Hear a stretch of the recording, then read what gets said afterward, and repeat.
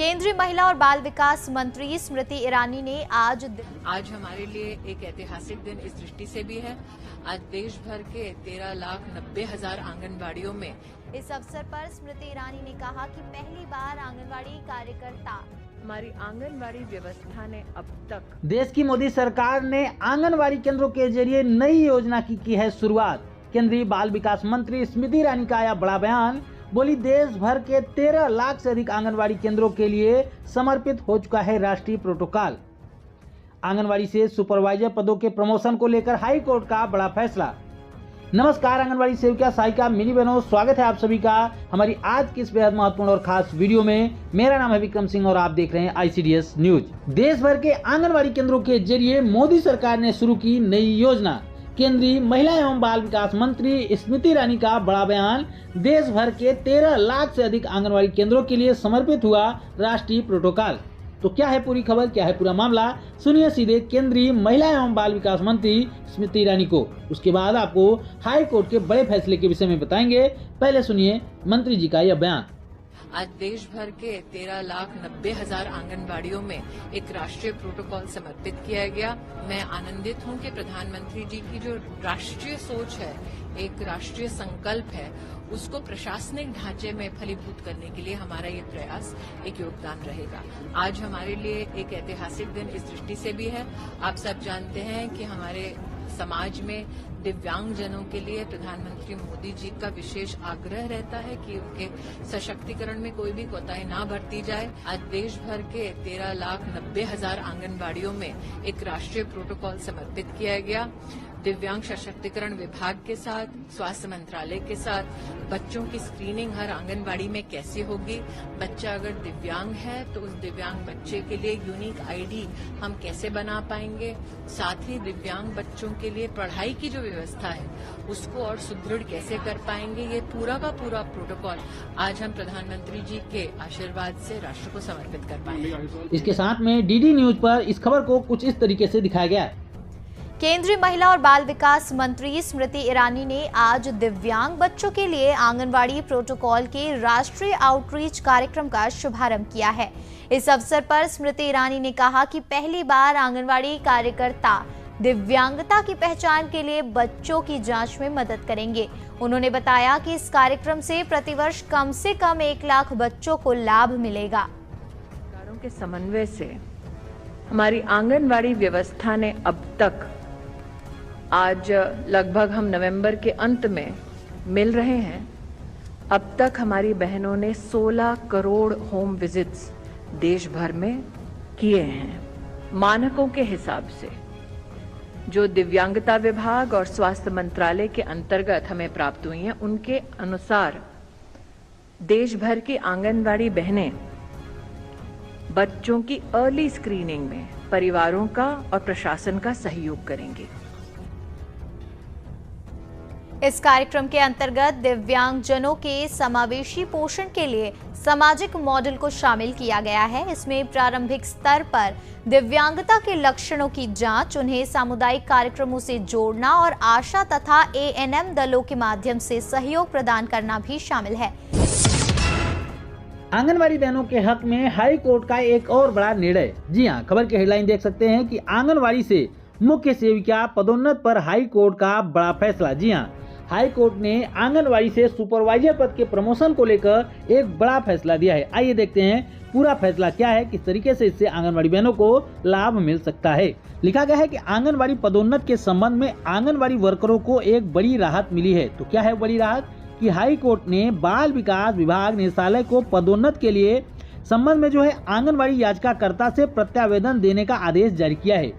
आगे लिखा गया है कि कानपुर बाल विकास विभाग के द्वारा आंगनबाड़ी से सुपरवाइजर पद यानी कि मुख्य सेविका के पद पर पदोन्नत की गई थी, जिसमें मेरिट के आधार पर आंगनबाड़ी से मुख्य सेविका यानी कि सुपरवाइजर के पद पर चयन किया गया है। लेकिन पदोन्नत प्रक्रिया को लेकर जनपद की कुछ आंगनबाड़ी वर्करों ने हाई कोर्ट में याचिका दायर कर दी थी। जैसा कि आप सभी को पता है कि पूरे उत्तर प्रदेश में तमाम आंगनबाड़ी बहनों की ये शिकायत थी कि जो सुपरवाइजर के पदों पर आंगनबाड़ी बहनों का प्रमोशन हुआ है, वो प्रक्रिया जो है वो फेयर नहीं थी, निष्पक्ष नहीं थी, इसमें काफी धांधली देखने को मिली थी, ऐसा आरोप आंगनबाड़ी बहनों का था। उसी में से कानपुर की कुछ आंगनबाड़ी बहनों ने हाई कोर्ट में याचिका डाली हुई थी।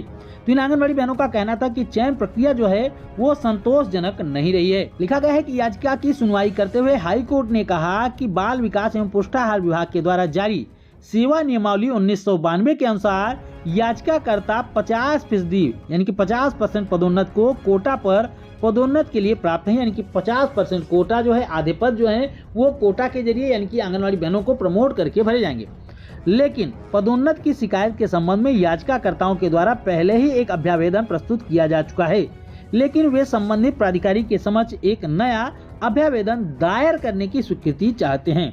इसके आगे लिखा गया है, इसीलिए याचिकाकर्ता की प्रार्थना पर विचार करते हुए, यानी कि हाई कोर्ट ऐसा विचार कर रही है, हाई कोर्ट ने विचार करते हुए याचिकाकर्ताओं को निदेशक बाल विकास एवं पुष्टाहार विभाग यूपी के समक्ष एक नया अभ्यावेदन दाखिल करने की स्वतंत्रता दी जाती है। अब इस पर विभाग ही विचार करेंगे कि वह निर्णय लेंगे। विभाग के द्वारा जारी सेवा नियमों और आदेश की तारीख से 8 सप्ताह की अवधि के अंदर इस आदेश को प्रमाणित करके प्रति जो है अभ्यावेदन के साथ उक्त प्राधिकारी के समक्ष प्रस्तुत की जाएगी। बताया गया है कि कोर्ट के आदेश के बाद जिला कार्यक्रम अधिकारी के द्वारा सभी याचिकाकर्ता आंगनबाड़ी वर्करों को प्रत्यावेदन देने के संबंध में 3 दिन का समय देते हुए आदेश जारी कर दिया है। अब इन सभी आंगनबाड़ी वर्करों को 3 दिन के अंदर अपना प्रत्यावेदन देना होगा, यानी कि अपना जो पक्ष है वो रखना होगा। यानी कि कुल मिलाकर आंगनबाड़ी के प्रमोशन को लेकर जो है याचिका डाली गई थी, उसमें प्रमोशन को लेकर सुनवाई करते हुए, याचिका पर सुनवाई करते हुए हाई कोर्ट ने विभाग को निर्देश दिया है। क्या निर्देश दिया है हमने आपको पढ़ के बता दिया। तो इस तरीके के कहीं न कहीं जो है आंगनबाड़ी बहनों के पक्ष में ही निर्णय आया हुआ है, लेकिन इस निर्णय से अभी तक आंगनबाड़ी बहनों को कोई लाभ होता हुआ नजर नहीं आ रहा है, क्योंकि अभी तक इसको लेकर कोई स्पष्ट फैसला नहीं दिया गया है। लेकिन फिर भी कहीं न कहीं याचिका पर सुनवाई करते हुए कहीं न कहीं आंगनबाड़ी बहनों के पक्ष में यह फैसला या निर्णय दिया गया है। जैसा कि आप सभी को पता है कि पूरे बिहार में पिछले 2 महीनों से आंगनबाड़ी सेविका सहायिकाओं की अनिश्चितकालीन हड़ताल चल रही है और पिछले 2 महीनों में आंगनबाड़ी बहनों के साथ ऐसी तमाम घटनाएं हुई हैं जो कि पूरे देश के इतिहास में और आंगनबाड़ी बहनों के इतिहास में अभी तक ऐसा पहले कभी भी नहीं हुआ था।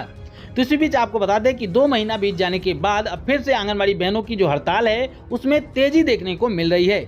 बिहार राज्य आंगनबाड़ी संयुक्त संघर्ष समिति जो कि इस हड़ताल की अगुवाई कर रहा है, उसके द्वारा एक नया लेटर जो है जारी कर दिया गया है। अब आगे की जो रणनीति क्या होगी, आंगनबाड़ी बहनों के आगे के आंदोलन की रणनीति क्या होगी, आगे आंगनबाड़ी बहनों का आंदोलन किस तरीके से चलेगा, उसको लेकर एक महत्वपूर्ण लेटर जारी किया गया है। यहाँ पर देख सकते हैं बिहार राज्य आंगनबाड़ी संयुक्त संघर्ष समिति के द्वारा यह लेटर 27/11/2023 को जारी किया गया है। सेवा में निदेशक महोदय को यह लेटर लिखा गया है।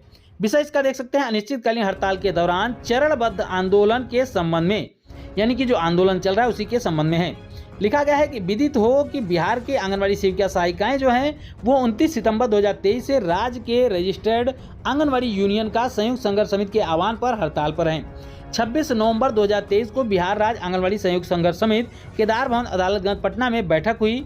बैठक में जो है बैठक की अध्यक्षता जो है अनीता झा के अध्यक्षता में संपन्न हुई। बैठक में विभाग के द्वारा जारी आंगनबाड़ी सेविका सहायिकाओं की गैर कानूनी चयन मुक्ति का आदेश, कारण बताओ नोटिस एवं अधिकारों द्वारा श्रम कानून के विरुद्ध किए जा रहे धमकी तथा 29 सितंबर को माननीय मंत्री समाज कल्याण विभाग के साथ वार्ता के आलोक में माननीय मुख्यमंत्री एवं माननीय उप मुख्यमंत्री जी से वार्ता कराने के विरुद्ध चरणबद्ध आंदोलन जारी रखने का निर्णय लिया गया है। तो आगे निर्णय किस तरीके से लिया जाएगा यहाँ पर देख सकते हैं।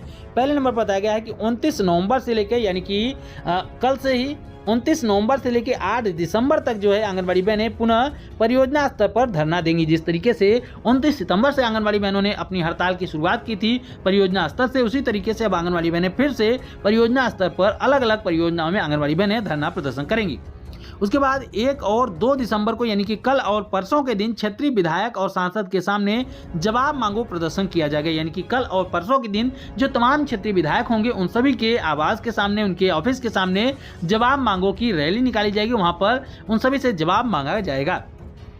तीसरे नंबर पर देखिए कि 10 दिन के अंदर, अगर जो हड़ताल अभी बताई जा रही है उसके 10 दिन के अंदर सरकार चयन मुक्त रद्द नहीं करती है, वार्ता के लिए तैयार नहीं होती है, तो संयुक्त संघर्ष समिति बैठक करके मंत्रियों के घरों के सामने महापड़ाव, भूख हड़ताल समेत कई कठोर कार्रवाई पर जाएगी। यानी कि कहने का मतलब यह है कि अभी जो हाल फिलहाल में 29 तारीख से, यानी कि 29 नवंबर से लेके आगे के जो 10 दिन हैं, उन 10 दिनों में अगर सरकार आंगनबाड़ी बहनों के हक में कोई निर्णय नहीं लेती है, आंगनबाड़ी बहनों से बातचीत करने को तैयार नहीं होती है, तो तमाम जो देश भर राज्य भर की आंगनबाड़ी बहनें, लगभग 2 लाख से अधिक आंगनबाड़ी सेविका सहायिकाएं हैं, वो जो मंत्री होंगे, विधायक होंगे, सांसद होंगे, उन तमाम लोगों के घरों के आवास के बाहर जो है वो भूख हड़ताल पे बैठ जाएंगी, कठोर कार्रवाई करने के लिए जो है वो बाध्य होंगी। यानी कि इस तरीके से देख सकते हैं कि आगे आने वाले कुछ दिनों में आप लोगों को आंगनबाड़ी बहनों का यह आंदोलन और भी ज्यादा उग्र होता हुआ दिखेगा, अगर सरकार बातों को नहीं मानती है तो। सरकार अगर आंगनबाड़ी बहनों की बातों को मान लेती है, उनकी मांगों को मान लेती है या फिर उनसे वार्ता करने के लिए तैयार हो जाती है, मुख्यमंत्री और उप मुख्यमंत्री सीधे आंगनबाड़ी बहनों के डेलीगेशन के साथ अगर वार्ता करने के लिए तैयार हो जाते हैं तो शायद आंगनबाड़ी बहनों का यह आंदोलन उग्र न हो, और अगर मांगे भी पूरी हो जाएं तो शायद आंगनबाड़ी बहनें अपनी हड़ताल को तोड़कर काम पर भी वापस आ जाए। लेकिन सरकार जो है अभी भी अड़ियल रवैये पे बनी हुई है। सरकार बार बार यही कह रही है कि आंगनबाड़ी बहनें पहले हड़ताल तोड़े, उसके बाद उनसे वार्ता होगी। तो देखना यह होगा कि आने वाले कुछ समय में सरकार क्या आंगनबाड़ी बहनों को लेकर कुछ फैसला लेगी या फिर अभी भी अपनी अड़ियल रवैये पे अड़ी रहेगी। क्योंकि सरकार के इस अड़ियल रवैये की वजह से न केवल आंगनबाड़ी बहनें परेशान हो रही, बल्कि जो आंगनबाड़ी केंद्रों के लाभार्थी हैं, गरीब महिलाएं हैं, बच्चे हैं, वो भी परेशान हो रहे हैं। पिछले 2 महीनों से आंगनबाड़ी केंद्रों के लाभार्थियों को पूरे बिहार में जो है वो कोई भी लाभ नहीं मिल पा रहा है, कोई भी पोषाहार नहीं मिल पा रहा है, कोई भी सेवाएं नहीं मिल पा रही। तो कम से कम बिहार सरकार को बिहार के लाभार्थियों को लेकर, बिहार की जनता को लेकर तो जरूर सोचना चाहिए। अगर मान लिया जाए कि एक बार वो आंगनबाड़ी बहनों को लेकर विचार नहीं कर रहे हैं तो फिर भी कम से कम उनको लाभार्थियों को लेकर विचार जरूर करना चाहिए, क्योंकि सरकार ने अपना लास्ट जो हथकंडा है वो अपना चुकी है। सरकार अपना लास्ट हथकंडा ये था उनका कि आंगनबाड़ी बहनों को शायद रिटायर किया जाए, उनको चयन मुक्त कर दिया जाए, तो शायद आंगनबाड़ी बहनें डर की वजह से हड़ताल से वापस चली आए। लेकिन सरकार का यह हथकंडा भी लगभग फेल हो चुका है। यानी कि सरकार को अब कुछ न कुछ आंगनबाड़ी बहनों को लेकर फैसला करना ही होगा, अन्यथा यह हड़ताल अनवरत जारी रहेगी। इसमें सरकार का भी नुकसान होगा, आंगनबाड़ी बहनों का तो नुकसान हो ही रहा है और तमाम बिहार की जनता का, लाभार्थियों का भी नुकसान हो रहा है। इसलिए बिहार सरकार को इन तमाम लोगों को लेकर, खास करके अपने लोगों को लेकर, अपनी सरकार को लेकर तो जरूर विचार करना चाहिए, क्योंकि सरकार के लोगों में ही मतभेद है। जो सरकार के साथ हैं, लेफ्ट पार्टीज हैं, वो भी आंगनबाड़ी बहनों के आंदोलन का लगातार समर्थन कर रही हैं। लगातार जो है विधानसभा के अंदर भी उन्होंने आवाज उठाने का काम किया। यानी कि सरकार के अंदर भी मतभेद है और बाहर तो मान लीजिए है ही। इसलिए सरकार को जरूर कुछ न कुछ निर्णय लेना होगा, अन्यथा आने वाला समय सरकार के लिए, बिहार के लिए और आंगनबाड़ी बहनों के लिए किसी के लिए भी ठीक नहीं होगा। हम उम्मीद करते हैं कि हमारी आज की यह वीडियो आपके काम की रही होगी। अगर वीडियो से आपको कोई इन्फॉर्मेशन मिली हो, कोई जानकारी मिली हो, तो प्लीज़ वीडियो को लाइक जरूर करिएगा और ज़्यादा से ज़्यादा इस वीडियो को शेयर करके तमाम आंगनबाड़ी बहनों तक यह सूचना या जानकारी जरूर पहुंचा दें। और अगर आगे भी आंगनबाड़ी से जुड़ी हुई महत्वपूर्ण खबरों को पाना चाहते हैं और अभी तक चैनल को सब्सक्राइब नहीं किया है तो प्लीज़ चैनल को जरूर सब्सक्राइब कर लें। फिर मिलेंगे अपनी नई वीडियो में कुछ और महत्वपूर्ण खबरों के साथ। तब तक के लिए नमस्कार, जय हिंद।